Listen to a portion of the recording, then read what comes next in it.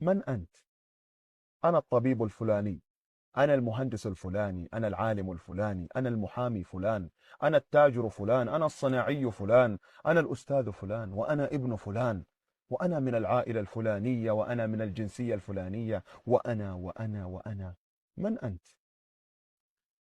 هل تعلم أن ما من مخلوق في عالم الأرض خلقه الله إلا ويفوقك علما؟ الحوت الأزرق وزنه 150 طنا. أنت ما وزنك؟ أعلم علماء الأرض الذي معه أعلى شهادة في الزلازل لا يمكن أن يتنبأ الزلزال قبل وقوعه ولو بثانية. أما الحمار أكرمكم الله فيتنبأ بالزلازل قبل وقوعه ب25 دقيقة. للكلب حاسة شم تفوق شم الإنسان بمليون ضعف. الصقر يرى 8 أضعاف ما يراه الإنسان. الصقر وهو في علياء السماء يرى السمكة تحت الماء وينقض عليها.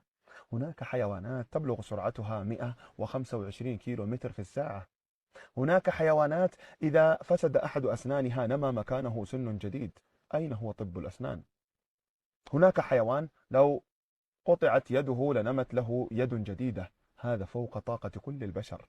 هناك نوع من الديدان لو قسمتها قسمين ينمو برأسها ذنب ولذنبها رأس.